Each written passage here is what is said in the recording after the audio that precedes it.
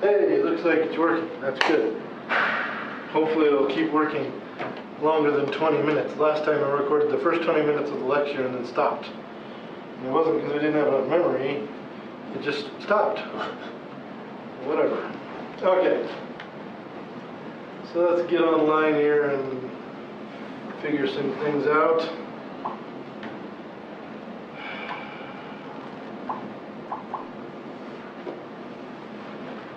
Starting the presentation.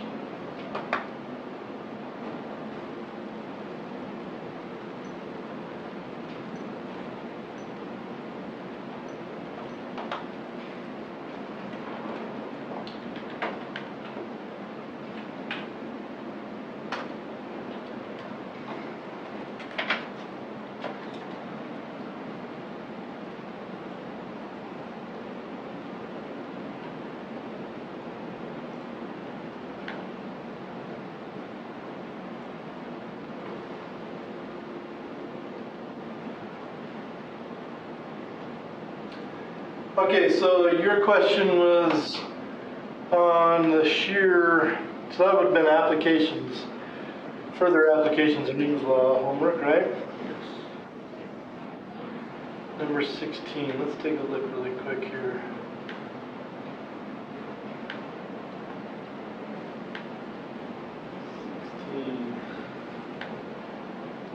Okay. So vertebra is subjected to a shearing force of 555 newtons. Find the shear deformation, taking the vertebra to be a cylinder 3.00 centimeters high and 6.00 centimeters in diameter. The shear modulus for vertebrae is this number 8 times 10 to the 10 newtons per meter squared. So if we go into the book, it defines which one should be the original length for the shear force, and I believe it's actually I believe it's the one that is perpendicular to the movement. So if I go to Educreations really quick, let's draw a picture. So this is number 16 on. Which one? Oh, the Newton's laws one, further applications. So when you're doing a shear force thing, you usually have something that has some kind of shape to it, right? This is a box.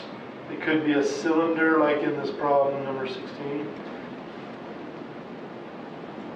In the book, I believe they used a bookcase, so it kind of looked like this thing, where they pushed on the bookcase with this shearing force this direction, and the bookcase ended up all wonky like this, right? Where it was off at some goofy angle, and then there was this deflection distance between here and here, right? This was the delta x here, the change in position, where the height of the bookcase was the original, I believe. Now, just to check that, let's go look in the book.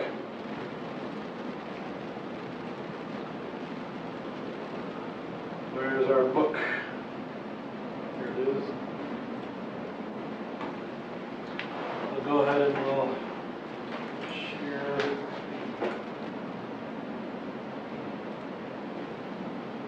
Law. Sideways shear and changes in volume. Here, well, that's the right chapter. 66, okay, so, no, obviously that's not where we're at. Further along, further along.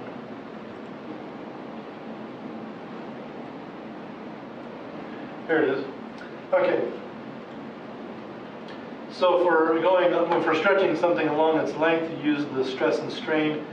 But for doing something perpendicular to its length, you have what we call the shear force. And that's right here, right? Shear deformation. So the equation we're dealing with is right here. We have this delta x, we have this F over A, and we have this L naught original, this initial L naught, or initial length. And if you look at the bookcase example, the force and that L0 are perpendicular to each other. So the original length is the height of the bookcase in this case, or would be kind of the height of the vertebra as well. So if we have a vertebra-shaped one, I'm not even going to be able to draw anything that closely resembles a vertebra. Got a hole there and something like that. But anyway, if it was a vertebra, it would have some length down this way as it comes down this way, right? And it has some shape at the bottom. This is going to be whatever it's going to look like. But this is your L0, because the shearing force is going to be this way, I believe. Now let's go check the problem just to make sure. We have the vertebra is a cylinder 3 centimeters high, 6 centimeters in diameter. Shear modulus for vertebra. Well, actually, that's almost making it sound like it's the other direction. So, so their vertebra is actually, it's going to be modeled by this cylinder, which is much wider than it is tall, kind of like this. So the width of this thing is the 6 centimeters, 2.5 inches or so, and this is the short way. And so maybe they mean the shear force is coming down this way, which would make more sense on your back, right? You get a force downward on your back more often than you do sideways. So that makes more sense since the length of it is actually this direction, since the diameter is much bigger than the height of it. So I would assume that this way, because the shearing forces are always going to come perpendicular to the length, to the longest axis of the object, and then cause that object to deform a little bit. In this case, it's going to cause it to deform up and down your back. So I guess we use the 6 centimeters. That's the one I would guess we use for that. Does that make sense?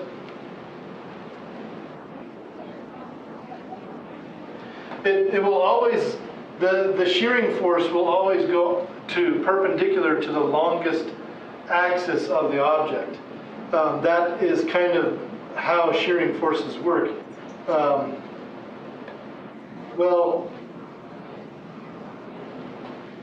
no, it's not, and that's what I'm saying, is that the width here is much bigger than the height of the vertebra, and so the shearing force is probably coming down from the top or coming up from the bottom, right?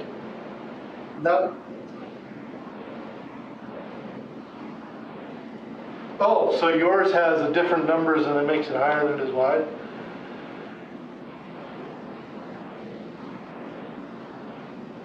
Oh, wow, you have a funny shaped vertebra. Mine's different than that. Okay, so that's a good question then. We need to figure that out because they're not being very clear on how this needs to be defined. I would assume that the forces are going to be up and down so the way that it's stated, the way that it's defined, the way that shear force is defined, no matter what the object is, you can actually have a shear force that acts on an object parallel to the longest axis as well. But it's just kind of how they're defining it. I'm trying to make sure we do things the way the book does it. It really doesn't matter which way your shearing force is coming from. Whatever way the shearing force is coming from, though, the L0 will be perpendicular to that. So for this force here, it would be this length here. For this force here, it would be this length on this side. That would be your L0. And if, of course, this is a three-dimensional object, you know, if we applied our force downward, well, if we applied our force over on this one over here, for example, then it would be this side that is your L0. But the point being is that it's always perpendicular, right? And I'm going to assume that in this problem, that the force, whatever the dimensions are of your vertebra cylinder thing here, I'm going to assume that those forces are going to be coming down or up on the vertebra, because that's how that's how the back kind of feels forces. You don't often feel forces from the side on your back, and so I would assume that it's the diameter that matters. Now, to check to make sure that that's what that means, I have the option of putting in an answer here and then giving up and finding the solution, because I'm the teacher. And it doesn't matter if I fail on this problem. I guess I have to enter it first. Did it let me do this before? I thought it did, but maybe... Just go check the answer. If you get it wrong once, then you can take it. So give up and view solution. View solution. So let's look at the solution. So L0, they're calling L0 the length of the vertebra, so I'm wrong. I assumed one thing, they said the other, so that was a very good question because they weren't very clear on that. So the shearing force is coming from the side. I suppose that can happen. It's just, not as common as forces coming from top or bottom with your backbone. But they're saying here that it is the L0 is the length of the vertebra, and the length would have to be, well, they're saying it's 3 centimeters high. I guess that's the length.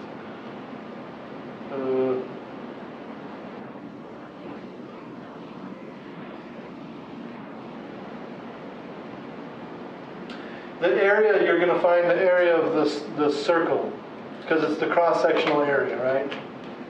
So just the top circle. So good question. I need to email them and tell them to be more clear on that. That one really just needs a picture.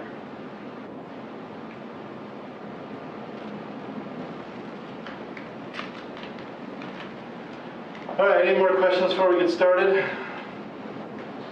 I'm sorry? I'm good for right now. You're good for right now?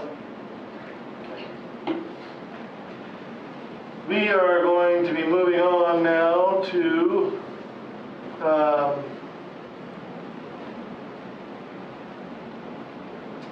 let's see, chapter 6 is where we're at right now, I believe.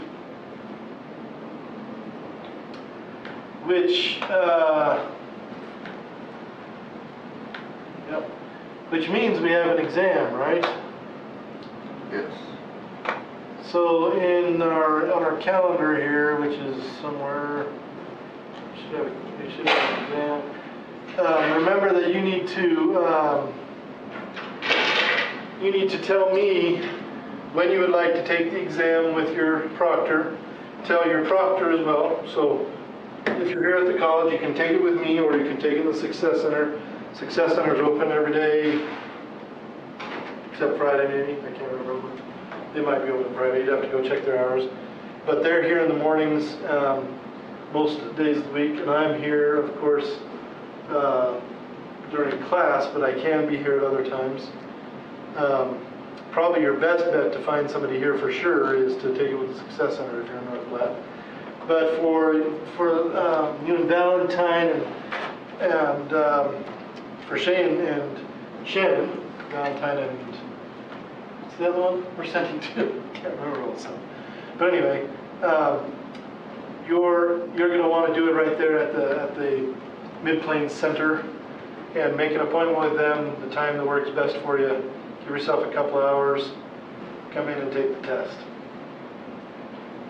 So you can take it sometime this week if you'd like. You can take it into next week as well, but the sooner you can take it, the better, because then you're not waiting too long and forgetting things that you've done in the homework. Having said that, make sure that you do get the homework done before you take the exam, because the exam comes from the homework. So if you need a little extra time to get the homework done, make sure you send me an email, and we get you all through that homework so you're ready to go. All right, so exam 1 through 5 has 10 problems on it. Shouldn't be too big of a challenge, I don't think.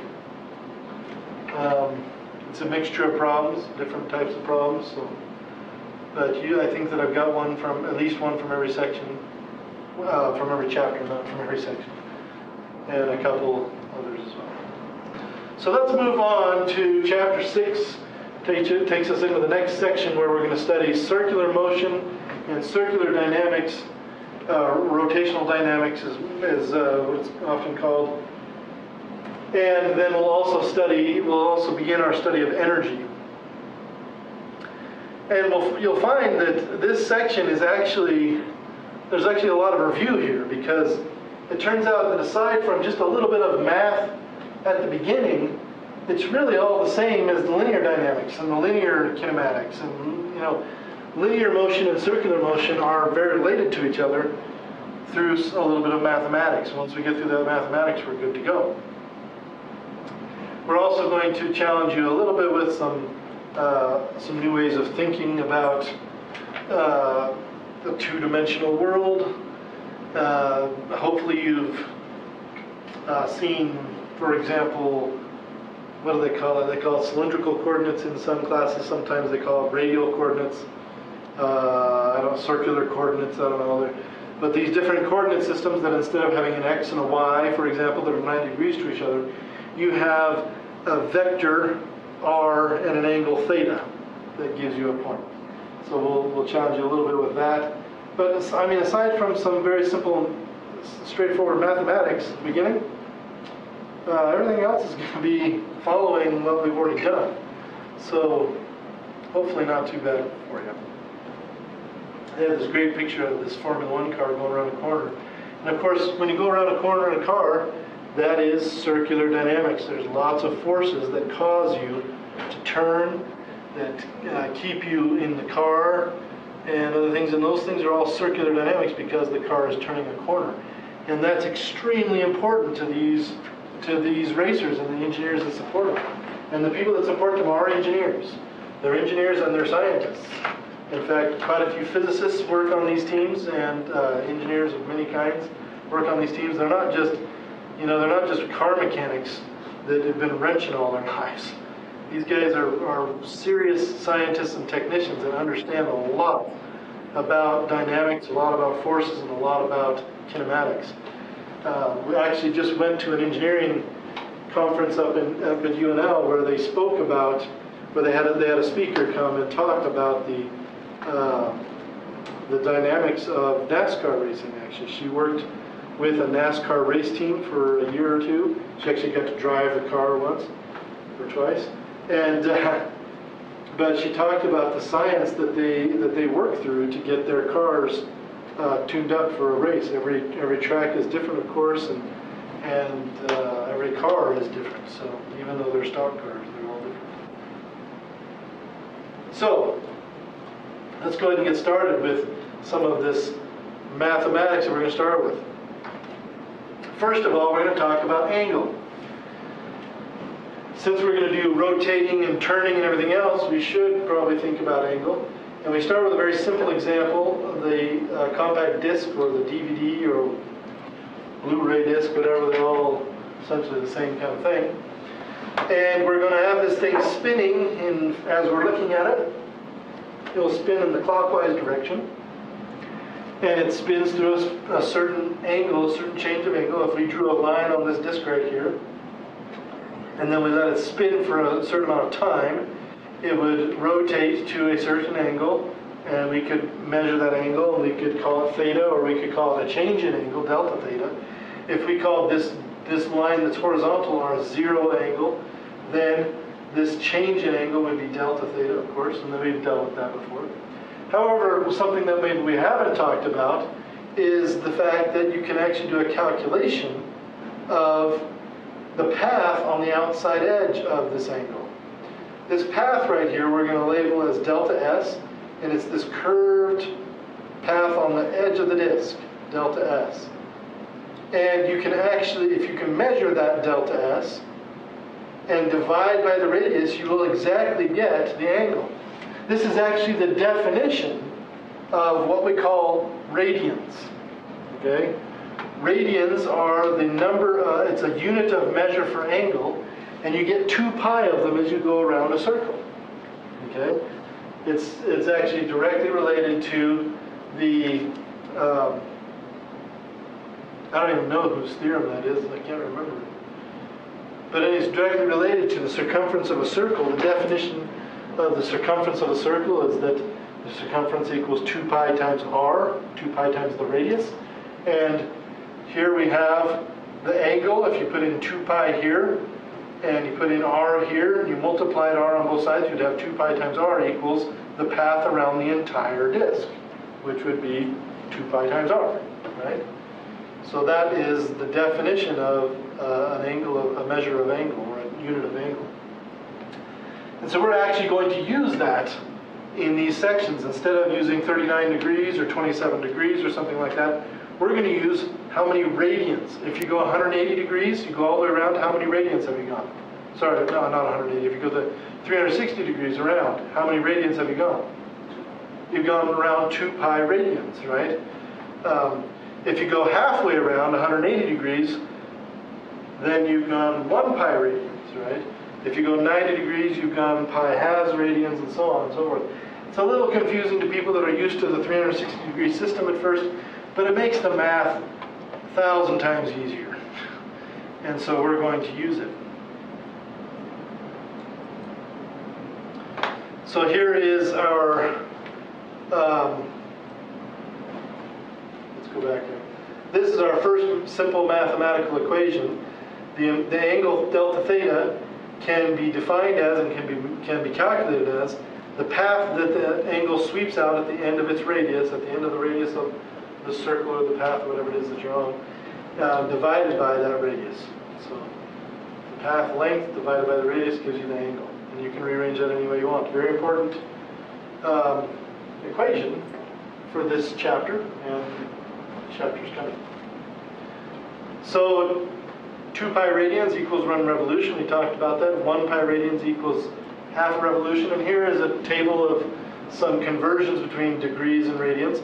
30 degrees is pi over 6, 60 is pi over 3, 90 is pi over 2, and so on.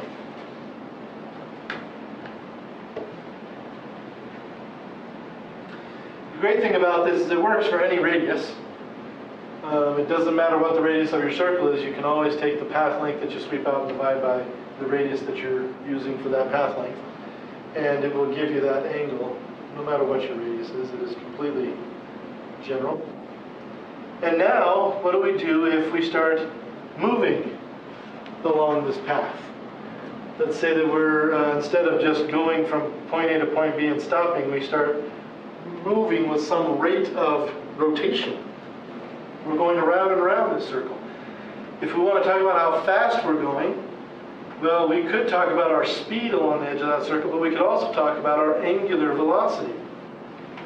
How much angle we rotate through every second. So this is our definition for angular velocity, delta theta over delta t, how much angle we go through for every second. Okay. Delta theta over delta t.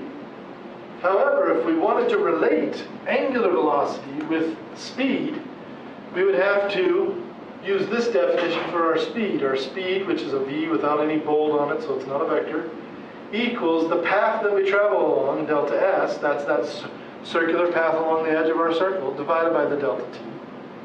But of course we have an equation for delta s that relates delta s to theta by r right here. Delta s over r equals theta. So we can actually write this in a different way, delta s equals r times theta by multiplying by r on both sides. And we get a new equation for the speed of something around a circle with radius r. R times the change in angle over time, or r times omega. Some people think this is a W, but it's actually an omega. That's the last letter in the Greek alphabet. So r times the angular velocity, or the radius of the path, times your speed around that path, is equal to your times your angular velocity around that path is equal to your speed around that path. And of course you can rearrange that equation so that you can calculate your angular velocity from your speed along the edge of the path times r. So now we have two equations. One that relates angle to path length using the radius, and another one that relates the speed, the linear speed, to the angular speed using the radius. Turns out the radius is quite important in rotational dynamics or kinematics.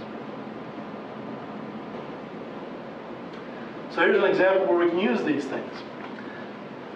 Calculate the angular velocity of a 0.3 meter radius car tire, when the car travels at 15 meters per second. Well, when a car is traveling at 15 meters per second, I just remembered I need to stop my video over here. Sorry about that.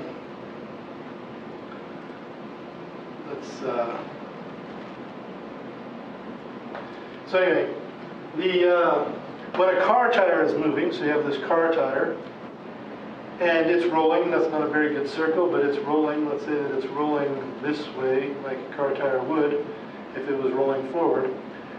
The rate, the speed of, let's say we put a little fly along here on the edge of the wheel, the speed of this fly along the edge of the wheel will be the same speed as the fly as it moves along the ground at the bottom here, which will actually be the same speed as the car moving forward. The fly will be moving backwards, but that means the car is moving forward, right? And so actually the speed of anything along the edge of the tire, as long as the tires are rolling without any slipping, is the same speed as the car moving forward. Since they told us that the car is traveling at 15 meters per second, we can assume that our linear speed along the edge of the tire is 15 meters per second. With the linear speed along the edge of the tire at 15 meters per second, we can actually use that v to calculate our angular velocity if we know the radius, which we do is 0.3 meters. So we use v equals rw, we rearrange, or v equals r omega, sorry, we rearrange the omega equals v over r, and we calculate the angular velocity, 15 meters per second divided by 0.3 meters. And you notice that the meters will cancel and you get 15 per seconds. That's because radians are a unitless unit, you could think of it as. They're what we often call a pseudo-unit. 50 radians per second, how many spins is that? How many RPMs, rotations per second, is that? How fast is this tire moving around? Does this make sense? Right? That's the question we should ask ourselves next. Well, how many radians are there in a rotation? 2 times pi. How much is 2 times pi? 6. It's about 6. Yeah, 6.3, 6.21, 6.28, something like that. So this is a little bit less than 10 rotations per second. Does that make sense for a car tire moving? Yeah, it kind of does. 10 times per second, 10 times per second is faster than you can clap. It's really quite fast. It's almost fast enough that you can't quite hear it. If it was going twice as fast, you wouldn't be able to hear it. Like if there was something stuck to the tire and it was going around. But at about 10 rotations per second, you can hear that, but it's getting close to the quickness that you won't be able to hear it. So that makes sense for a tire, I think, and I could accept that. Here, in this discussion down here, they're using larger tires. What happens if you turn your tires into 1.2 meter tires? What happens? The 1.2 meter tires, you get 12.5 radians per second instead of 50 radians per second. So that's only 2 rotations every second. Right? Big tires like that, they don't have to spin very fast to get you going. So this is actually why race cars have such big tires, have such big wheels on them, because they want the car to go really, really fast and not necessarily have to worry about. They're not worried about torque on the wheels so much. They're not worried about pulling a trailer, for example. They're really worried about making the car move quickly. Whereas trucks that have to pull trailers have to worry about torque. And so you see these people with their big old trucks and their big old tires. Those big old tires do not help the truck pull a trailer. Work trucks that are pulling trailers usually have much smaller tires than these kind of I'm a cool man trucks do. So kind of interesting. So let's, of course you have to make trade-offs if you want to pull a trailer at high speeds. So that's what they do with diesel engines and big diesel semi-trucks. Okay, so far we've talked about angular displacement or change in angle, delta theta, and how it relates to the movement of something along the edge of a circular path. The delta S, we've also talked about angular velocity, how it is related to linear velocity along the edge of the circular path. Now we move on to acceleration. When we move into the acceleration part of this discussion, we actually have to talk about two kinds of acceleration. The less important of the two accelerations we're going to talk about. Centripetal acceleration is actually an acceleration that keeps things going in circles, whereas centrifugal acceleration is what we call a pseudo-acceleration or a fake acceleration that only exists for certain observers and doesn't exist for others. It's a misconception of the observer. They think they're feeling the acceleration, but they're not really. So, what is centripetal acceleration? Literally, centripetal means toward the center, okay? And this confuses a lot of people. Why would it be toward the center? Well, let's think of a very simple example. They don't have a picture of the example I want here, but they should somewhere. Maybe not. Well, that's okay. We'll go to Educreations and make our own drawing. So, imagine that you're playing. You ever played that game where you hit the ball around the pole? What's that called? Tetherball. Tetherball. That's right. That was like the hottest game when I was in elementary school. And my friend, who was super taller than everybody else, always won. But you have this ball that's connected to a pole here, and you're hitting the ball around and around and around and around the pole, right? And sometimes it goes one way, sometimes it goes the other. But my good friend was so tall that he could actually get the ball like at this angle and hit it around and around at the top of the pole, and nobody could reach it except him. So he'd always win. Well, what is it that keeps this ball going around in the path? Well, of course, it's the rope. We know this. The rope has to be there or the ball doesn't keep going around and around. When you're swinging a tennis ball on the end of a string around your head, if you've ever done that before, you notice you can feel the force that you have to apply because you're always pulling on the string. No matter where the ball is, you're pulling in the opposite direction towards the center of the circle that it's traveling. The tether ball travels in this circular path around, and the force from the rope is this way, right? Inwards towards the center of the path. That's what holds it all in.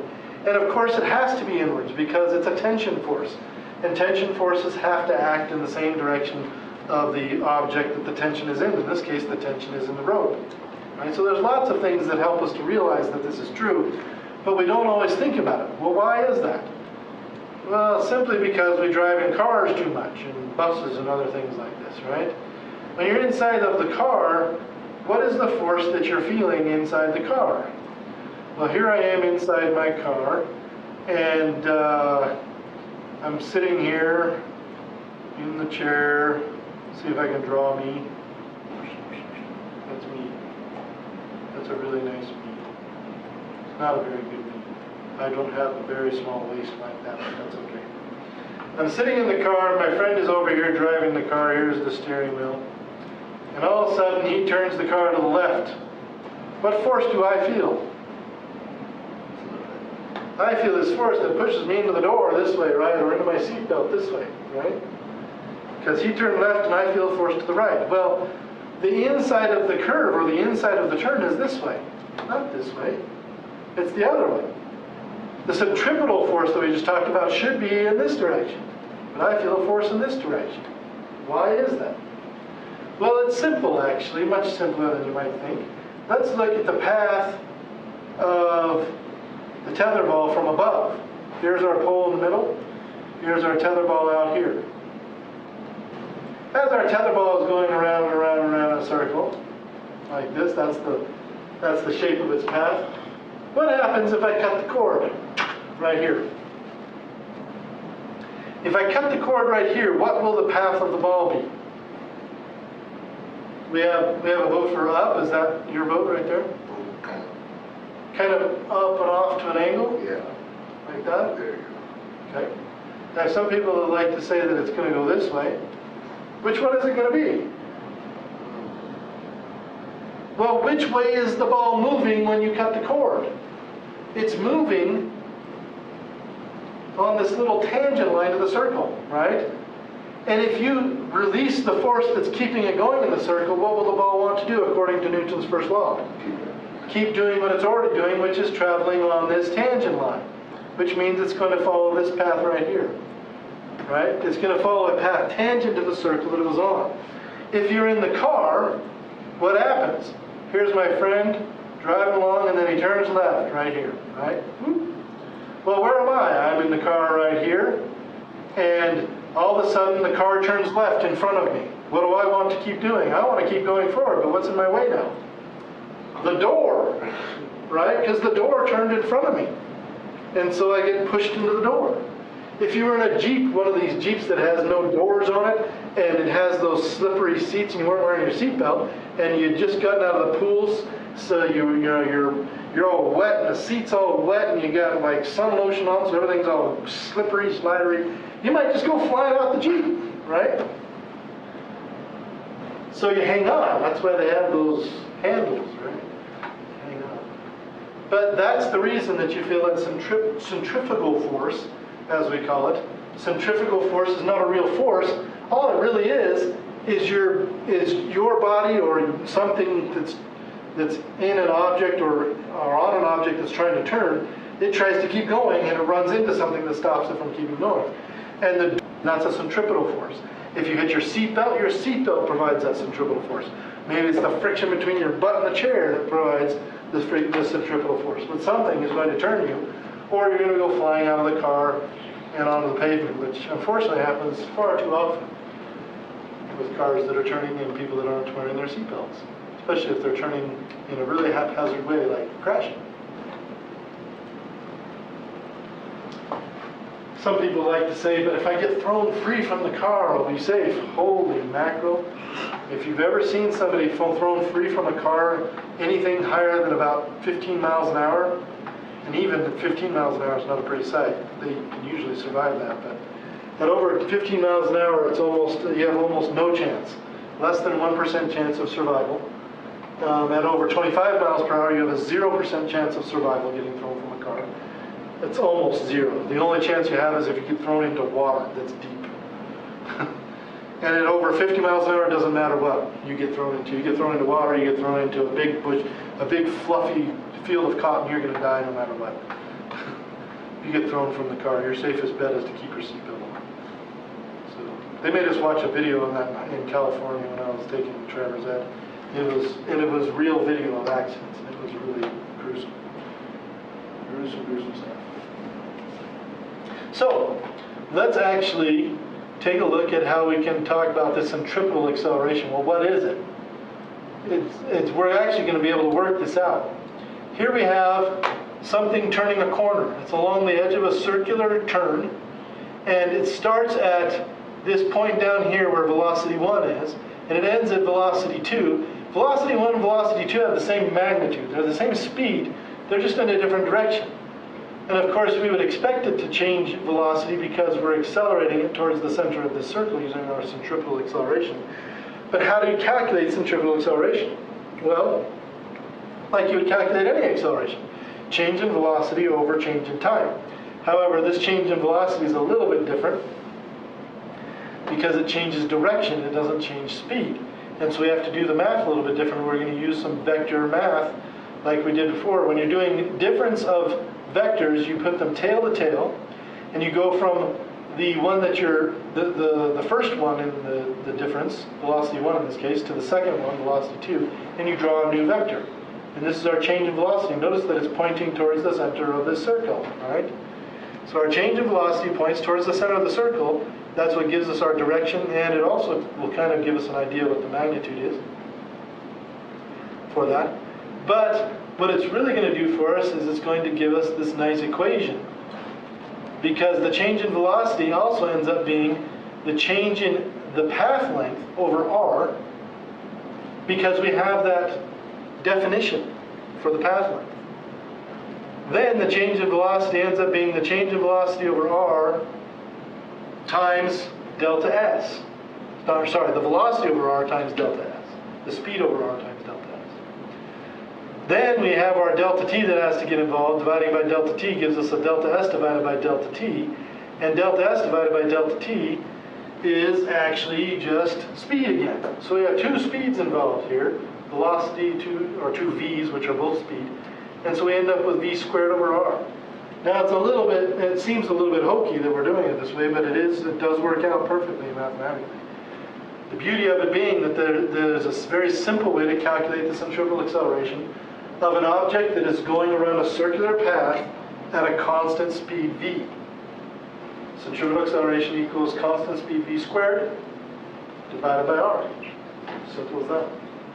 You can also use the definition for the angular velocity, or the relationship between angular velocity and linear velocity, and rewrite the equation as r times omega squared for the centrifugal acceleration. So if you know the angular velocity, you can square it, multiply it by the r, and get the centrifugal acceleration as well. Either way, you're going to get a real honest acceleration, and we're going to be able to use it. And here is an example of that. So we have a car following a curve. The curve is a circular curve that has a radius of 500 meters. The car is traveling at 25 meters per second. Compare the acceleration with the acceleration due to gravity for this gentle curve taken at highway speeds. So, v and r are given, we can just plug them in. V squared over r. Right? 25 squared over r, we end up with 1.25 meters per second squared. How does that relate? How does that compare to gravity? Well, gravity is 9.8 meters per second squared, so it's about 1/6 of it, or 1/8 of it. About a little between 1/7 and 1/8 of gravity. 0.128 g. So you can really feel it when you're going around a corner at highway speeds.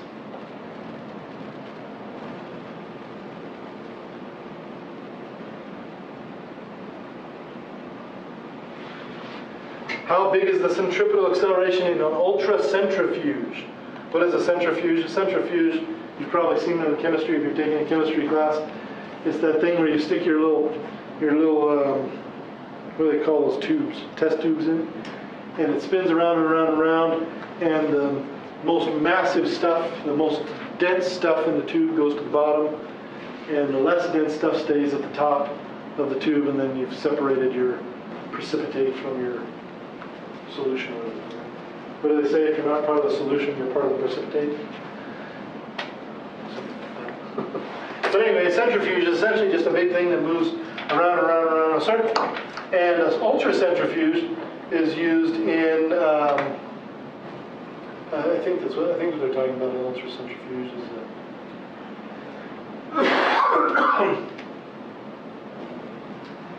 I think an ultracentrifuge is the one that they use in at NASA. Let's take a look really quick. This is kind of cool.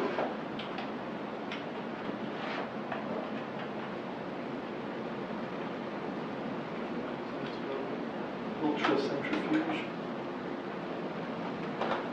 Oh, I guess they're not saying that's what it is. It's just a big centrifuge. It's like the swimsuit dryer at the swimming pool. However, there is a centrifuge at NASA. That one's cooler than this by far. Yes, a centrifuge. They have these at lots of different NASA space centers where you essentially have this big machine that has a chair in it, and so there's a chair right here, and this one is actually looks like it's designed for equipment more than people. There's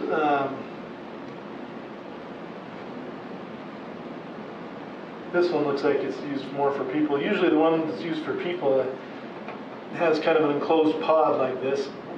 But they get this thing going spinning around, around, around, and they put you inside of it to simulate what it's like to go into space. And here's one, here's another one. This one rotates up as it spins around and around and around. But the entire purpose of it is to see if your body can handle the kind of stresses that you have to deal with traveling into space, because you go through very, very high accelerations. It's kind of a funny picture.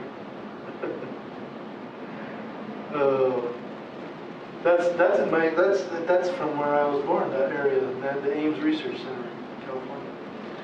NASA has a research center in California my dad used to work at. They have different ones too, though. This one is for laying down, or kind of standing up actually. But the idea of this one is actually to spin the astronauts around him while they're in space, so that they can feel gravity, and it helps them to lose less muscle and bone mass. So it kind of gives them some exercise, gives their heart some exercise and stuff like that. So they use centrifuges a lot in NASA to essentially to simulate gravity, to show people what it's like to feel extreme gravitational pull and extreme accelerations. But probably my favorite centrifuge is this one right here.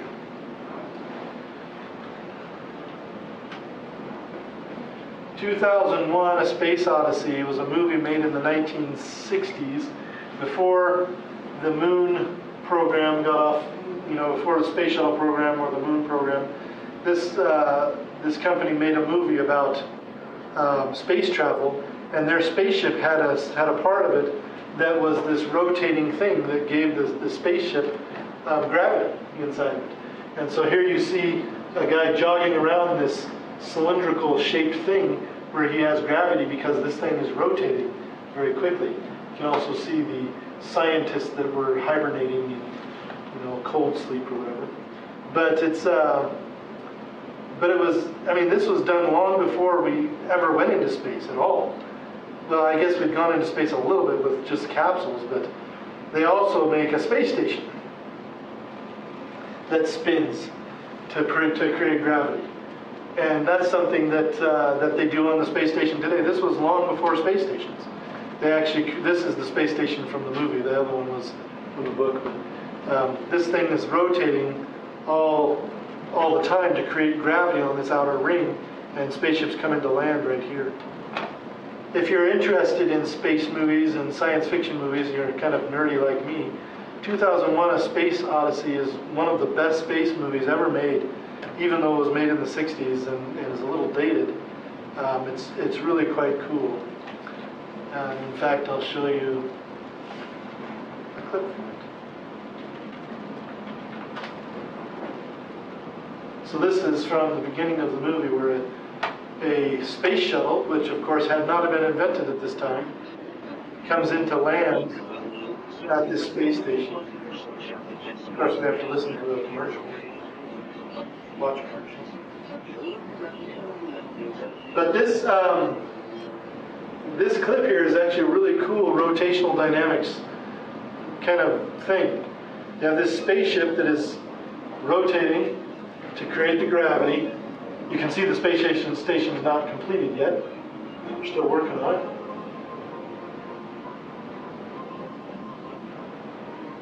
And then you have this space shuttle coming in to dock with it. It's remarkable how similar this space shuttle looks to the one that's used by NASA, that was used by NASA. And you get the feeling that NASA actually copied the movie makers. This was written by a guy named Arthur C. Clarke, who wrote many great space science fiction novels. And you can't really see it, but in the movie you can kind of see the space. You can see the spaceship out here rotating relative to the space station. Because right now you're looking at the outside relative to the inside. Oh no, here it is, right here. It's coming into view. You can see it. So the spaceship is rotating and the spaceship's not moving.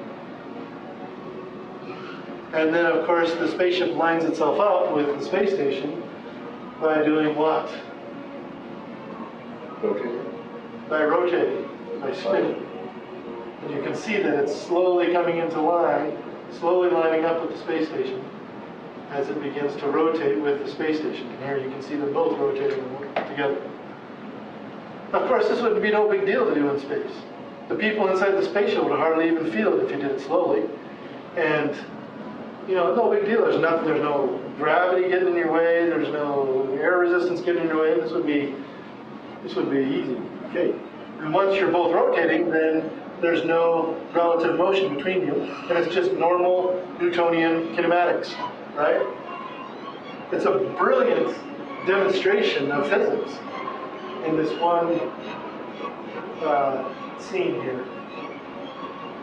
And of course, the animation is phenomenal. This was actually done with models, not animation, and not completely animation. There's animation as well. It's not computer animation at all. Stanley Kubrick, very famous movie maker, he made a lot of weird movies.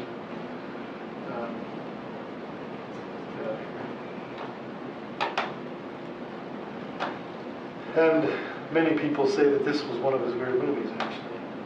But I love this movie. Great science fiction movie.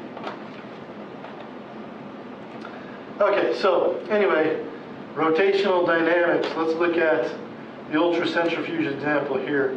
We're going to calculate the centripetal acceleration of a point 7.5 centimeters from the axis of an ultracentrifuge spinning at 7.5 times 10 to the 4 revolutions per minute. So they've actually given us a new thing here. Revolutions per minute is RPM, as we often know it, but it's not angular velocity. Angular velocity is in radians per second. This is revolutions per minute. We're going to have to make a conversion. So the first thing to do is to make that conversion. Revolutions per minute can convert to radians per second by taking 2 pi radians per revolution, because there's 2 pi radians every time you go around 360 degrees, or 1 revolution, and then 1 minute per 60 seconds. So you multiply by 2 pi, you divide by 60, and you'll get radians per second. It turns out that 75,000, was that 75,000? 75,000 revolutions per minute translate to 7,800 radians per second. And then that is now our omega, and we can calculate our centripetal acceleration directly from that, because centripetal acceleration equals r times omega squared. So we just plug it in. Square the omega, multiply it by the radius. Notice that it do conversion from centimeters to meters as well. And you get your 4.63 times 10 to the 6 meters per second squared. That is a big acceleration right there. You certainly aren't going to be able to put something very massive in an ultracentrifuge, because the amount of force that would be incurred would be incredible. You overload a washer. It's exactly like overloading a washer, except, you know, it's going a lot faster. It's not really overloading a washer, it's unbalancing a washer, really, right? But yeah, these ultracentrifuges, you have to get them balanced perfectly before you start them. And most of them are auto-balancing. As they're speeding up, they balance themselves. But 472,000 times as strong as G, that's humongous. Anyway, okay, so moving on to some more stuff about centripetal force. Centripetal force, like any force, obeys Newton's law. So if something is being accelerated by a centripetal force, then centripetal force is going to equal mass times centripetal acceleration. Centripetal force, centripetal acceleration, they go together in Newton's second law. So if we rearrange, or if we rewrite this equation using some of these equations for some centripetal acceleration, we get that centripetal force equals mass times velocity squared over r, or centripetal force equals mass times r times omega squared, or the angular velocity squared. So it's pretty straightforward. I mean, this is still Newton's second law. It's not really any different than anything we've dealt with before. Interesting thing is that you can start to measure the radius of a turn if you know the force. If you know how much force was required to make that turn, right? How fast it's going, the mass and so on, other things like this. So how are you use this? Well, how much force is needed to turn a car, right? The force that turns a car is from the frictional force between the tires and the road. And it is a static force because the tires are moving one way, but the friction force is going perpendicular to the movement of the tires. So in other words, the tires are not moving in the direction of the centripetal force, so it's a static frictional force. In this particular problem, we're asked to calculate the centripetal force exerted on a 900 kilogram car, negotiating a 500 meter radius at 25 meters per second. So we're assuming that this is not going to be a banked turn for part B. So anyway, centripetal force, that's the easy part. 900 kilograms times your velocity squared over your radius, 1125 newtons of force required to turn this car, and it's going to be frictional force. Assuming that we have a flat road, it's not a banked road, how much of a coefficient of friction are we going to need to make this happen? Well, for static friction force, we need the normal force, which is going to be the weight of the car, and we need the static coefficient of friction. But we're actually going to calculate the static coefficient of friction, so we're going to need the force that was used, and that force is the centripetal force. Right here, they've replaced, or they've equated the centripetal force with the frictional force, because the frictional force is caused by friction. So you end up with this equation here, and this equation down here, this equation here, and this equation up here. And then you just equate the two. Your frictional force is going to equal your centripetal force. And so you have these two things on either side. mv squared over r equals mu sub s times mg. And you solve for mu sub s, which is the thing you want to get. And here's the equation you get. You plug everything in. It turns out you need a friction coefficient of 0.13 to turn that corner. What if you can't get a frictional coefficient that big? What if you can't find rubber that sticks to pavement that well? Well, then you bank the turns, or you tell cars to slow down, or you make the turn bigger. Right? You make the R bigger, and because if the R is bigger, then of course you can have a smaller coefficient of friction. Makes the coefficient of friction go down. But this is the kind of thing that civil engineers have to deal with when they're designing roads, and it's the kind of thing that materials engineers have to deal with when they're designing tires. It's the kind of thing mechanical engineers have to deal with when they're designing cars and other things. Here's what the free body diagram of that problem would look like. The car turning to the left would have a centripetal force to the left. That centripetal force to the left would be caused by the static coefficient of friction, which is dependent on the normal force. So why would we bank the curve? When we bank the curve, you get a different force diagram, right?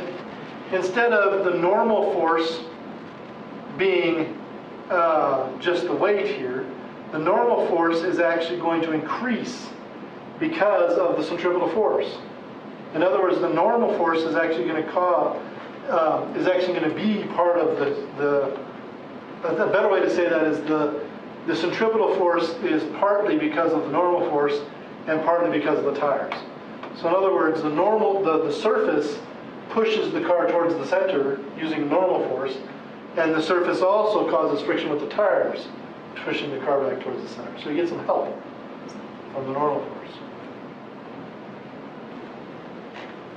In the end, from the geometry and the math and all that, you get n times sine of theta equals mv squared over r. And that should actually have also the coefficient of friction in it, which they left off. There should be a mu sub s in here times n sine theta, mv squared over r. And they're actually using a different angle for that, n cosine theta. Although no, here they're just calculating the normal force, not the actual the coefficient of friction.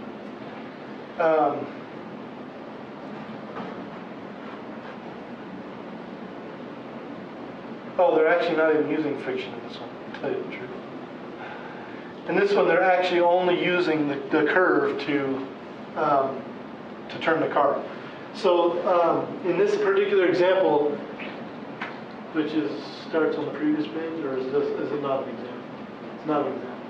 So what they're doing here is they're not talking about friction and the curve and the banked curve. They're talking just about banking the curve. Because if you just bank the curve, you get part of your normal force pointing in, just like we talked about. Part of your normal force is your centrifugal force.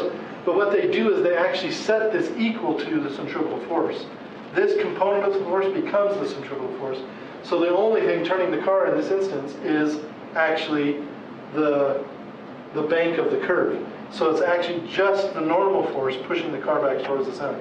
And can you do that? Absolutely you can. In fact, that's how NASCAR tracks are designed and other racing tracks are designed. They're designed so that you don't actually you don't wear down your tires turning if you're going the right speed. If you're going just the right speed around the corners, you don't wear out your tires, and because you're not actually trying to turn your car with your tires. You're just turning the car going up the bank. And any race car driver can tell you that they don't even have to turn the wheel to turn the car. All they have to do is drive into the bank, and they drive with the wheel straight, right? But in the end, that's not always what happens, because you don't always get to go around the turns at the speed you want to. Sometimes you're going faster, in which case you're going to have to turn your wheels slightly to the left if it's a left turn, and you're going to wear your tires down a little bit. Sometimes you're going slightly slower, which actually has the opposite effect.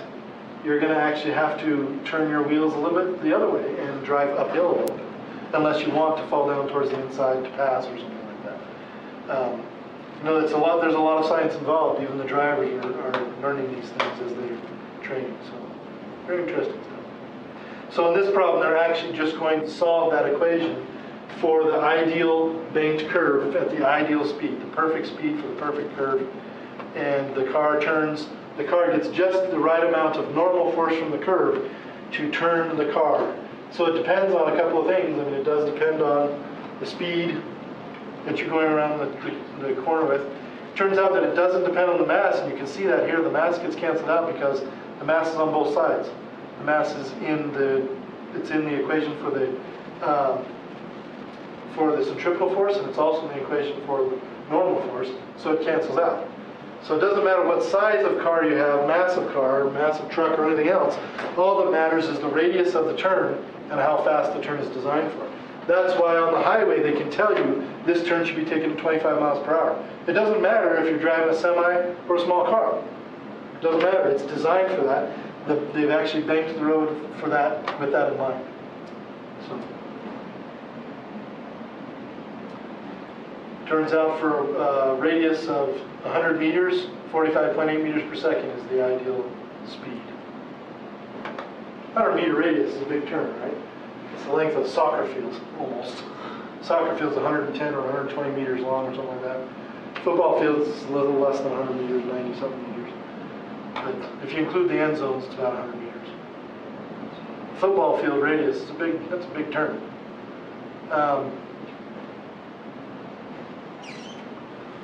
Okay, so I think we're about halfway through, actually. I'm not sure exactly where we are here.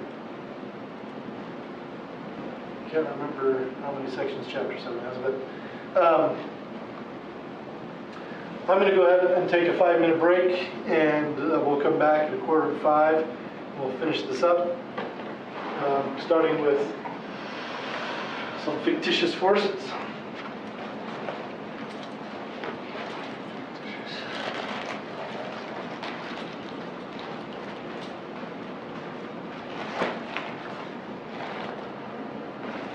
We're still recording, that's a good thing.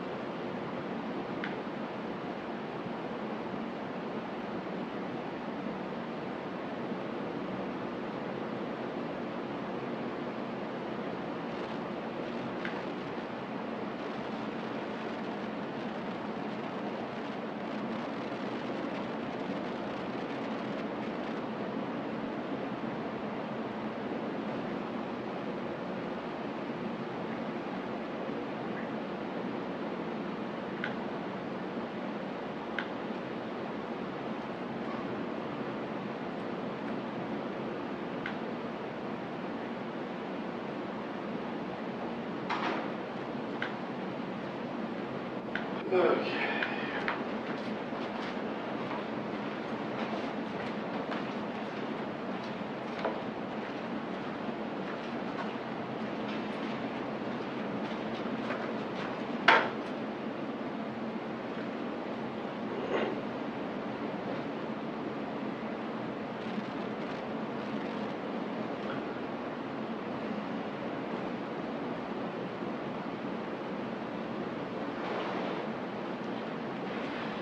All right, so we've already talked about this idea of the centrifugal force, this fictitious force.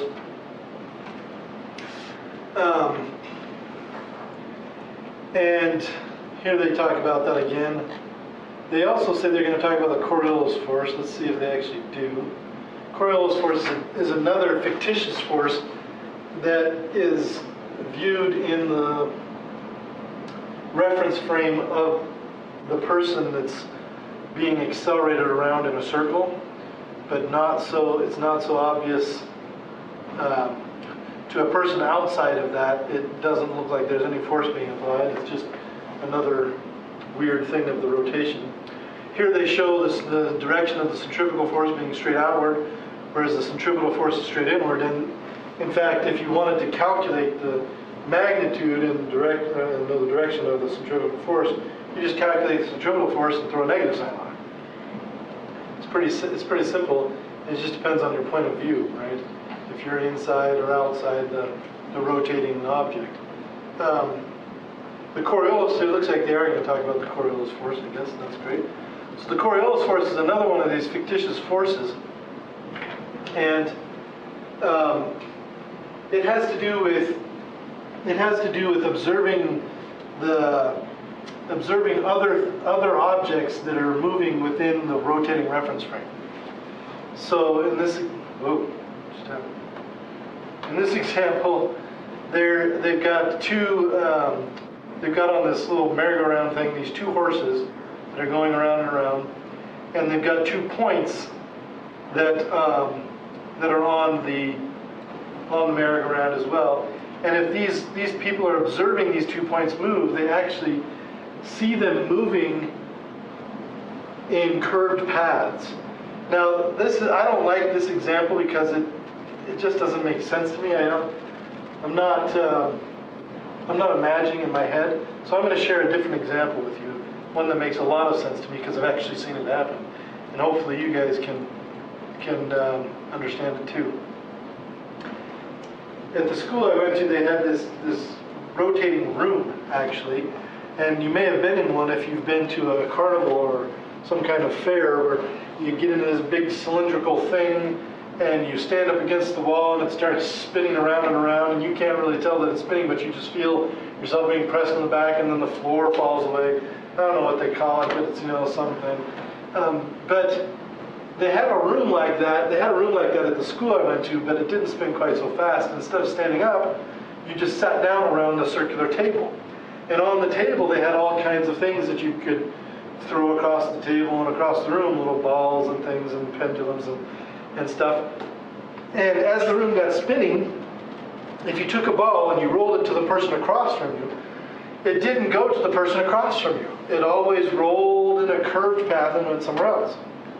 And that is, of course, because the table is moving underneath the ball as the ball rolls in a straight line. But the straight line can only be seen by somebody outside of the room, right? I always wanted to bring a squirt gun in there and try to squirt somebody, because the squirt gun would squirt straight, but it would look like it was squirting in a curved path, right? It's not really curving. What's happening is, as the straight path is going away from you, you're rotating at an angle from it, so you're seeing a curved path that's actually a straight path. It's because you're the observer and you're moving, you're rotating, right? So when you have a rotating or an accelerating observer, it really can affect what you see. And let me give you a drawing of what this was like. I should have been drawing while I spoke, I suppose. But here's the table in the middle, and if I roll the ball if this was rotating this way, that means that as I rolled the ball straight across the room this way, I would have moved over to here So instead of the ball looking like it was going straight across, it would look like it was going this way to me. Right?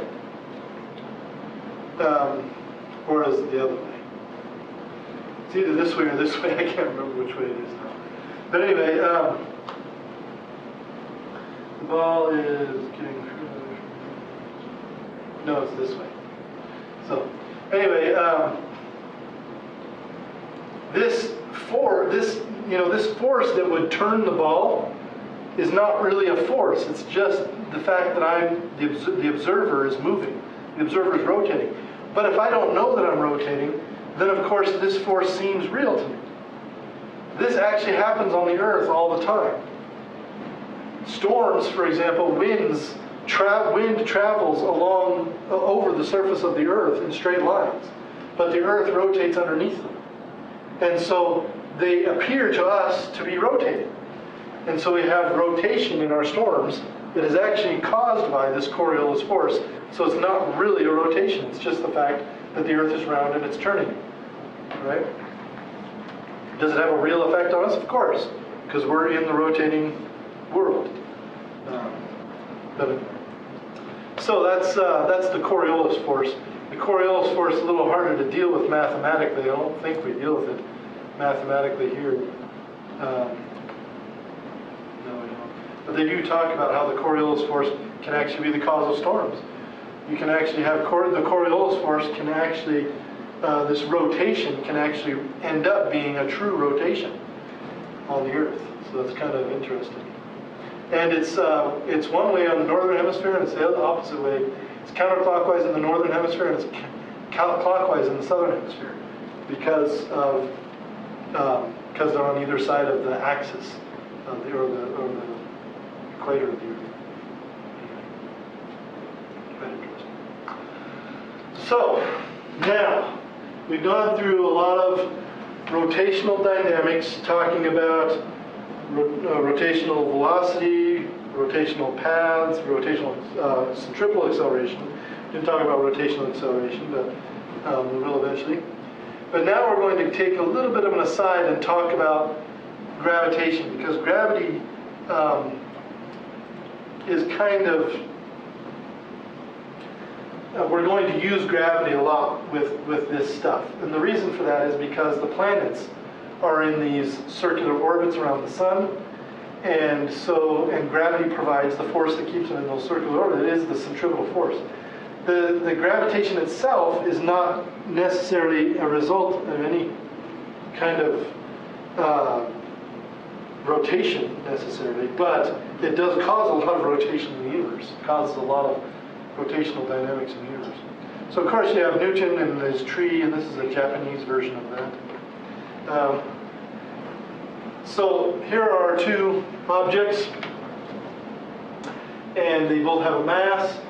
They both exert a force on each other, right? And so far when we've talked about gravity, we've talked about just the gravity on the surface of the Earth, but now we're going to talk about the gravity between any two objects. So this is not gravity equals 9.8 meters per second squared anymore. We're going to talk about what is the gravity between two objects in general, not just between us and the Earth. So how do we quantify this? How do we figure this out? Just like anyone else, we do an experiment and we start measuring things, right? And it wasn't Newton that did these experiments. Although Newton figured out this law, he wasn't the only one that did these experiments. He did some experiments like this, but probably, I think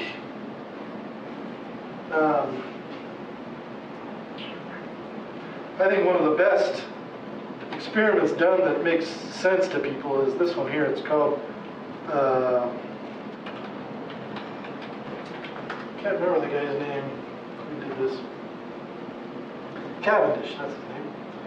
So this guy Cavendish, after he was born after Newton, he came along and wanted to do an experiment that showed that this law was true.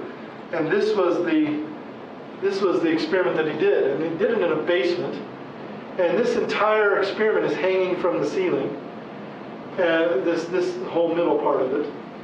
And then there's this bottom part of it, and you've got these two big massive balls here, and these smaller ones over here, and they're made of lead. But the whole objective of this is to get these balls to line up with each other by gravity. The reason he did it in a basement was to remove any kind of movement of air. And so there's no wind and there's no nothing else. And down in the basement, you're pretty good solid ground and everything else. And he had these little things that he could see through to see what was going on. But he wanted these things to line up, so he set this up so they were slightly off center. If you were looking at them from above, the whole thing would look kind of like this. You'd have the bigger spheres here and the smaller spheres out here when it's all lined up. But before he started, he purposefully misaligned them. So he's got it kind of like this, where you've got small ones over here, and these ones are connected to that hanging apparatus and will eventually rotate to line up with these two. Well, how do they rotate? By gravity. Gravity actually pulled them into alignment. The gravity between this sphere and this sphere, and the gravity between this sphere and this sphere and this sphere. It was always the closer ones, right? Not this long one here. This one was gravitated towards that one, gravitated towards this one. And when it was all rotated into alignment, he was actually able to measure the force that was required, because connected to these spheres that were hanging from here was a spring wire, and the amount of angle that you stretch that spring wire would tell you how much force. You could measure the force by measuring the angle that the balls turned, essentially. So it was an ingenious experiment. By doing this experiment, he was able to measure the strength of gravity in the universe. The law that Newton came up with by observing planets doing the same thing as they rotate around the sun is this law here. He discovered that the amount of force required to keep things the amount of force that gravity exerted on something was directly related to the mass of both of the objects that were being attracted to each other. So the mass of one, the mass of the other, two masses here, and then it was inversely proportional to the distance squared between them. If you were twice as far away, you didn't feel half as much gravity. You felt 1/4 of the gravity. If you were 10 times as far away, you didn't feel 10 times less gravity. You felt 100 times less gravity, right? But there was always, of course, this fudge factor you had to plug in. It was always the same number every time, and so it became the constant, which we call the universal gravitational constant, big G. That number turns out to be 6.673 times 10 to the minus 11 Newton meters squared per kilogram squared. Pretty small number. So there is the gravitational constant for this law of gravitation. That law will calculate the force between any two massive objects that are some distance r apart. But you do have to remember, if you go up here, that r was measured from the center of mass of each of the objects. So if you're measuring from the distance, if you're measuring between a person on the Earth and the Earth, you have to measure from the center of the Earth all the way up. So it's the radius of the Earth times those squared, and then you multiply the masses together, multiply by g divided by the r squared. So let's look how we use this here. Earth's gravitational force, right, on the moon. Find the acceleration due to Earth's gravity at the distance of the moon. Okay. What is the acceleration of gravity at the distance of the moon? Well, it's going to be the same equation, except we're going to remove one of the masses. Why do we remove one of the masses? Well, the force from gravity, right here, on the surface of the Earth, right, is m times g. That's on the surface of the Earth. R equals the radius of the Earth. So if we want to calculate just the g, just this acceleration part, then we just solve for it. We solve for it by dividing by m on both sides. Well, if we're doing the weight of the moon on the Earth, this is the mass of the moon. And if we're doing the force of the moon by the Earth, this is the mass of the moon. So we divide by the mass of the moon on both sides, and you're left with just the mass of the Earth. So this equation here will tell you that. And that's the equation they use. So this equation tells you the acceleration that the Earth pulls on the moon with, where big M is the mass of the Earth. Look that up in your book, plug it in, and R, of course, being the distance to the moon. Distance to the moon being 3.84 times 10 to the 8 meters squared. Here they say the radius of the moon's nearly circular orbit is this, and that will tell you the distance to the moon. Plug all those numbers in, you multiply them, you get 2.7 times 10 to the minus 3 meters per second squared. Not very much acceleration. I mean, we have 10 meters per second squared. This one is 2 thousandths, almost 3 thousandths of a meter per second squared. Not much acceleration. How do we calculate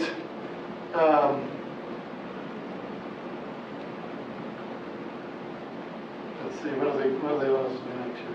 Oh, calculate the centripetal acceleration needed to keep the moon in its orbit and compare with the value of the acceleration due to Earth's gravity that you have just found. Okay, so this is the acceleration due to Earth's gravity. We want to calculate the centripetal acceleration required to keep the moon in orbit, right?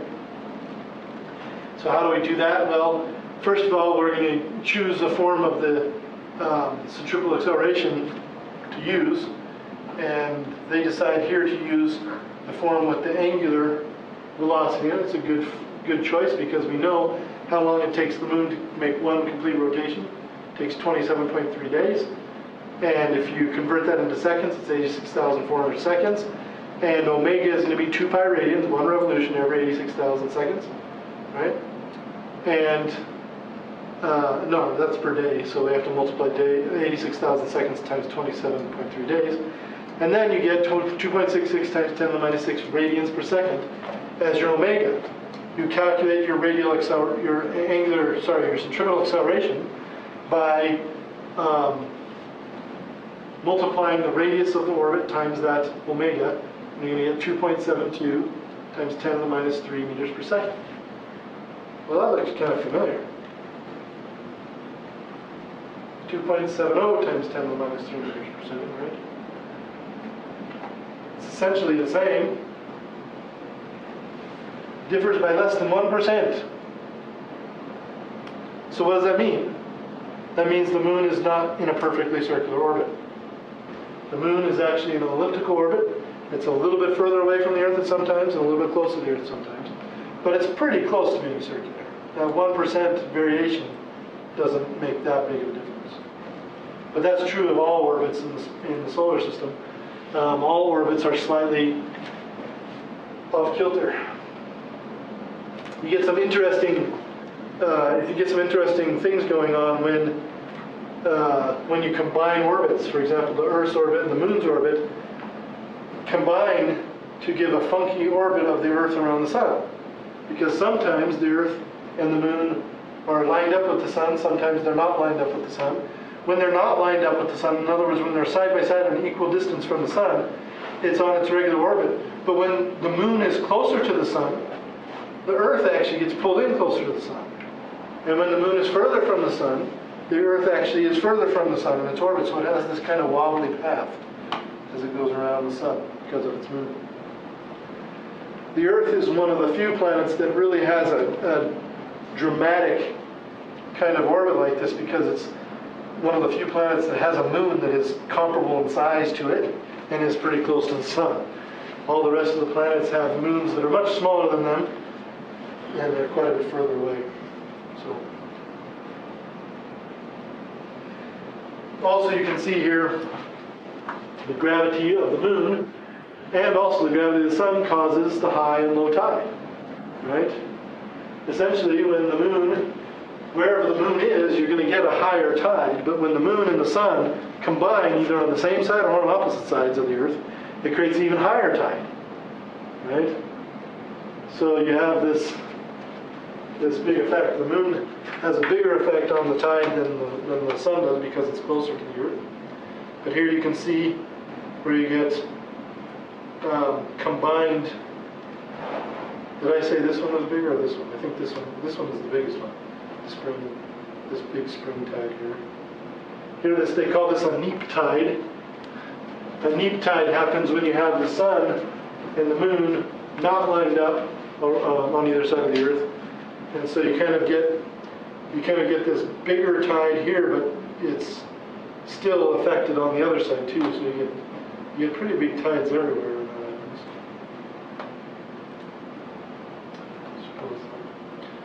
Other great events that happen, gravity, right? Black holes happen with gravity. How does a black hole happen? Well, black holes happen when you have so much mass in such a small space that the mass itself collapses the nuclei of the atoms that are the mass. So most stars are made of mostly helium and hydrogen. Hydrogen, of course, is just a proton and electron, but helium is 2 protons, 2 neutrons. And as stars get more and more and more massive, they get bigger and bigger and bigger and bigger. Eventually, they get too big for the gravity, and the gravitational force becomes so big that it collapses the star in on itself. And when it does that, all the protons turn into neutrons. The protons actually absorb electrons, and they turn into neutrons. And all you have is neutrons, and neutrons don't repel neutrons. And so this huge massive star all of a sudden becomes this clump of little tiny particles that don't repel each other, so they get as close to each other as you can possibly get. In normal helium and hydrogen atoms, the protons in the nuclei, you can consider them 1,000 times further apart than they are big. So you have a proton that's the size of a basketball, and then a football stadium later you have another basketball. And that's how far apart they are when you have atoms of helium and hydrogen.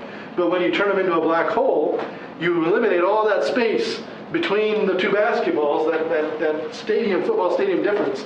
You eliminate all that space, and those basketballs are all thrown together into one stadium. And that's a lot of mass in just a tiny little space. When you have that much mass in a tiny little space, it creates a huge gravitational field. Extreme gravitational field. There's so much gravity that it will suck everything into it. It will suck in stars and planets and entire solar systems. It can even suck in galaxies. And in fact, the center of every galaxy is probably a group of black holes. That's what's holding galaxies together, very likely. But these black holes even suck in light. They have so much gravity that they actually bend space so that light can't escape them. And that's why they're called black holes, because if you try to observe them, you can't see any light coming from them because light can't escape from them. Light, you just see blackness. How do you tell if there's actually a black hole there then? How do you figure it out? It's really interesting because not only does it pull in light, but it bends light. So one of the interesting things that astronomers have noted for a long time is that there are certain places in space, as you're looking out into the stars, where you see this star up here in the sky. Let's make it yellowish. You see this star up here in the sky, and you see another one over here that is exactly like it. And if there's one thing astronomers know is that there are no 2 stars that are exactly alike. These 2 stars, and they can measure exactness with this. They don't measure it by looking at shape or color or anything else. They measure it by the frequencies that are coming from the stars at any given time. And they've noticed that there are pairs of stars up there that have the exact same frequencies coming at the exact same times. It's like looking at a carbon copy of it. These 2 things are behaving the same way at the same time all the time. And there's no way for that to happen. It's impossible, as far as we understand the universe. But what the theory is that right between these 2, somewhere in between us and between these 2, there's a black hole here happening. And as we're here down on Earth observing this, right, what's happening is that the light from these stars, as it's coming towards, the star is actually right here, their theory, is that the star is directly behind the black hole, and that most of the light from the star actually just goes straight into the black hole and gets stuck. And this comes around here and gets sucked in, and the light that's coming out at angles gets sucked in. But some of this light that's going out at a big enough angle doesn't quite get sucked into the black hole, and just kind of goes around, it gets turned around it, and it comes back to us. But it happens the same on both sides. So as we're observing this, we're looking out here and we're thinking there's a star right there because the light's coming from this direction. But it's not really two stars, it's the same exact star, where its light gets bent around the black hole. And that's some of the best evidence we have of black holes, is that these duplicate stars out there have their light being bent somehow so that we're seeing two of them at once. There are other things that we can do now, because as we've learned more about black holes by observing these phenomena, and as we've built up the theories, we've learned that black holes actually do give out radiation on the edges of the black hole out here in what we call the accretion disk. So that's kind of interesting too. You know, people always talk about black holes. If you've ever watched Big Bang Theory, they talk about black holes quite a bit. But that's the evidence of black holes is indirect measurements like that. Okay, so weightlessness, microgravity. Now here they're talking about the Cavendish experiment. This is a modern version of the Cavendish experiment. Weightlessness and microgravity, of course, it's very intriguing, but weightlessness and microgravity essentially just happen when you get out far enough away from the Earth so that you can actually go into orbit around the Earth, so that you're falling around the Earth. Essentially, you're being accelerated around the Earth at a much smaller acceleration, such that your acceleration actually just keeps you in orbit. You don't really feel the acceleration. You never touch the ground. You never hit the ground. People in orbit, you know, the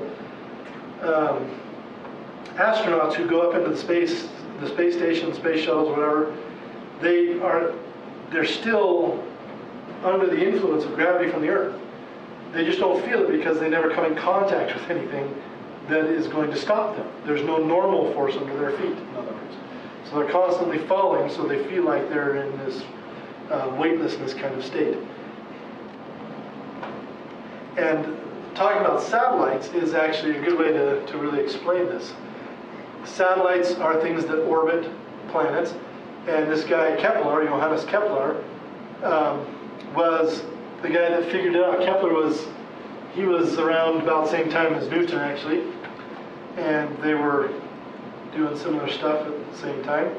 Kepler, however, discovered 3 laws about the orbits of planets by observing the planets orbiting the sun. The first one is that every planet has an elliptical orbit around the sun, where the sun is at one focus of the ellipse. If you don't remember what an ellipse is, an ellipse is what happens when you have a piece of, well, let's say this is like a pegboard, and I put two pegs in the wall, one here and one here. And then I hang a piece of string from these pegs like this that is longer than the distance between the pegs. I just hang this piece of string there, right? And then, if I take a pencil, take like a red pencil, and I stick it in here and I stretch this string out so that it's as tight as it can be. So I put my pencil out here, stretching that string. All of a sudden, the string looks like this, right? If I stretch the string out as tight as it can be. If I then keep that string tight and move my pencil around, my pencil will curve out, will draw out an ellipse, which is kind of like an oval-y thing, right? These two things are called the foci, focus for one, foci for two. And every planet in the solar system has an elliptical orbit, an orbit that's an ellipse, with the sun at one of these focus, at this focus, one focus or the other. Turns out that most planets, both of the focuses are actually inside the sun, because their orbits are so circular, because a circle is just an ellipse where both focuses are at the same point. I can't draw a very good circle on edge equations, but that's not too bad. But a circle is essentially an ellipse where both of the focuses are at the same point, right in the middle. And most planets that's pretty true. You have the sun here at the middle, and it's not that big, of course, but both focuses are pretty close to each other inside the sun for most planets because they're so circular. Their orbits are so much like a circle.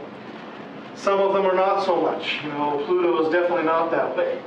Pluto's orbit is extremely elliptical. The only one that is different the only one that's extremely different than that is Mercury. Mercury has a funny orbit that we blame on Einstein.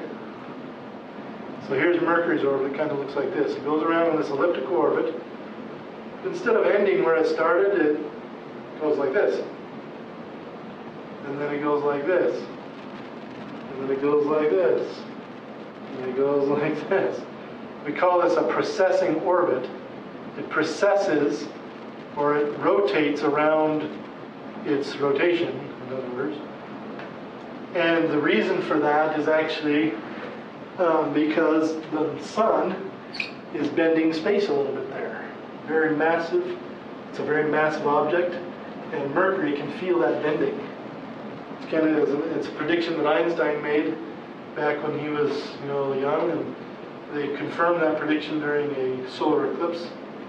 I think in 1920 something. So anyway, Kepler's first law, elliptical orbits.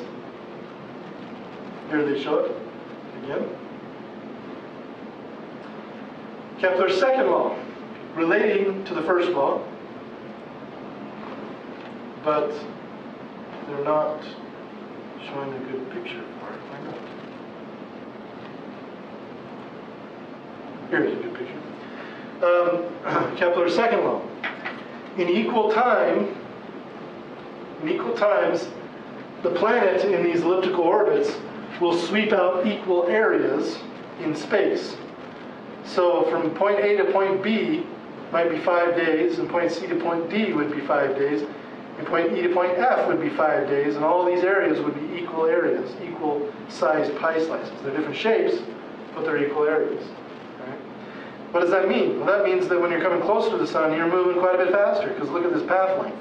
It moves all this distance in 5 days, whereas over here it moves just this tiny little distance in 5 days. So when you're getting close to the sun, it's really moving fast. Right? And that happens with anything that goes in an orbit, in an elliptical orbit.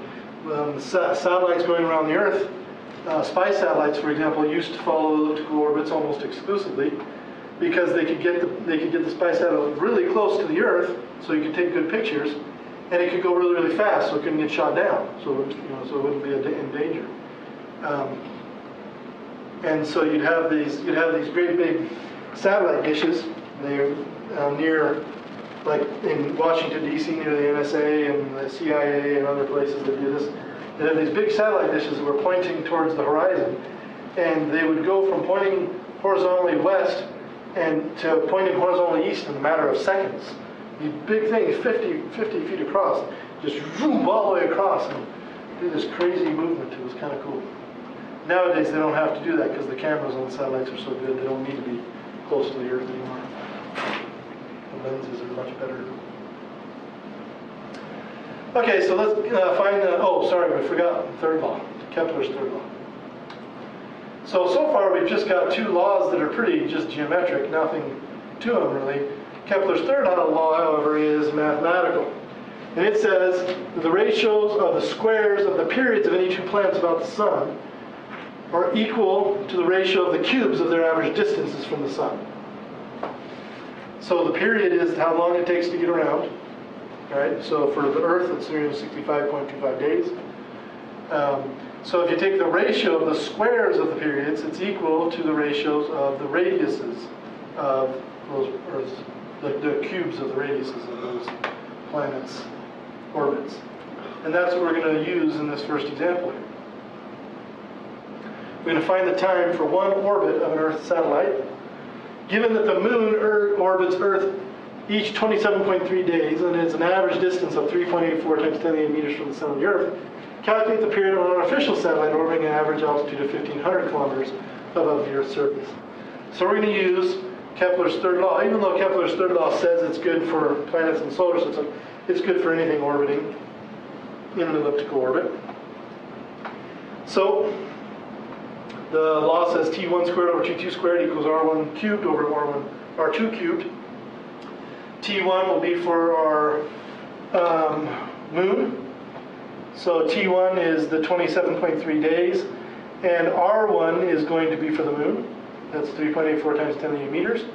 R2 is going to be the radius of the Earth plus the altitude of the satellite. Make sure for things, problems like this, to include the radius of the Earth, because the altitude is above the surface of the Earth. You have to add in the 6,300 kilometers. That is the radius of the Earth. That's a huge chunk. So we just plug all these numbers in and solve for T2. Once we solve for T2, we get an equation that looks like this. Plug in our numbers and we get 1.93 hours. They did convert their days into hours to have it make sense a little bit. But 1.93 hours to go around the Earth once. 1,500 meters. Or 1,500 kilometers.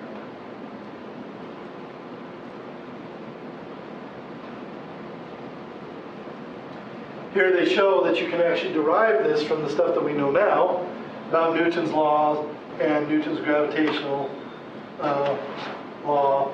You can actually derive this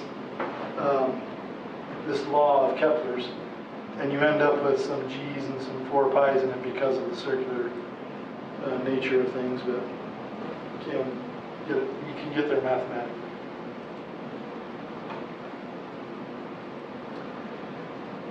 So here's some orbital data about the planets and moons in the solar systems that you might want to use in problems that we're going to do with Kepler's laws.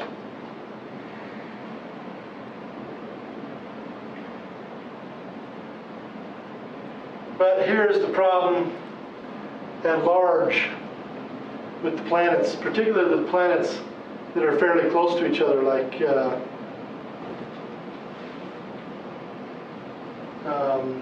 let's see, oh sorry, this is not what they're showing. What they're showing here is the Earth-centered solar system. Yeah. So here is our modern solar system that we consider the sun at the middle of the solar system, and then you have Mercury and so on and so forth moving outward, all in circles around the sun. But if you consider the Earth to be at the center, the orbits of these things are really strange. You have Mars in this really funky orbit here, and things move in opposite directions, and it gets really weird. So, trying to explain the physics of this picture is just impossible. It just doesn't work. And that takes us to the end of the chapter. We have begun circular motion, and hopefully you can see that it's not that challenging. We've gotten through 5 chapters of the really challenging stuff where we learned stuff for the first time, we're learning to apply it for the first time, but for this stuff, it's just kind of an application of stuff we already know with a little bit of details added in for rotational motion. And it will be that way for the next couple of chapters as well. The next few chapters. In fact, it'll be that way the rest of the semester.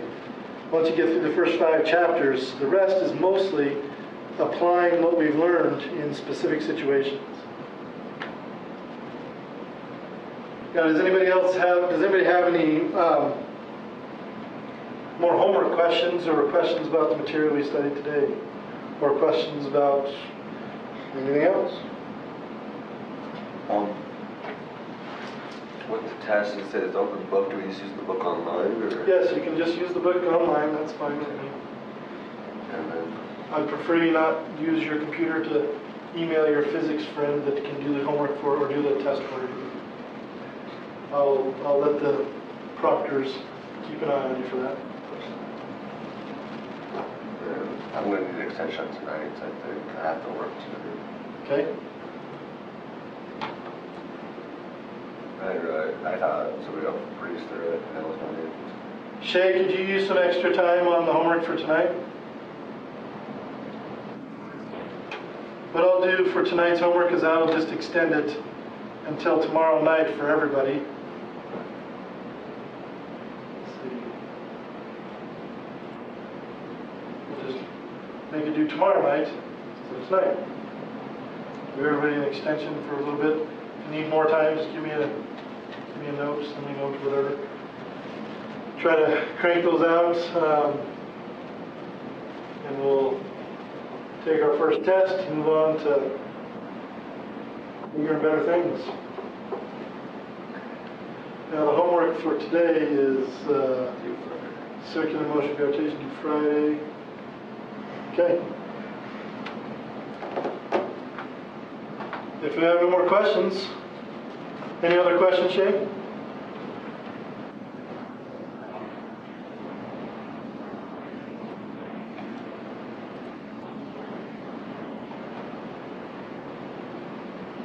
Okay.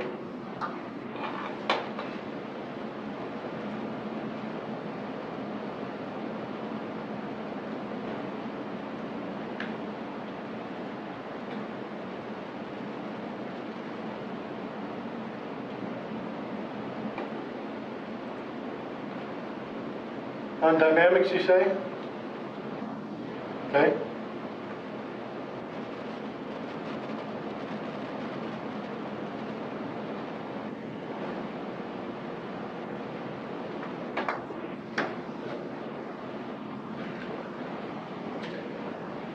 Sure. So 17.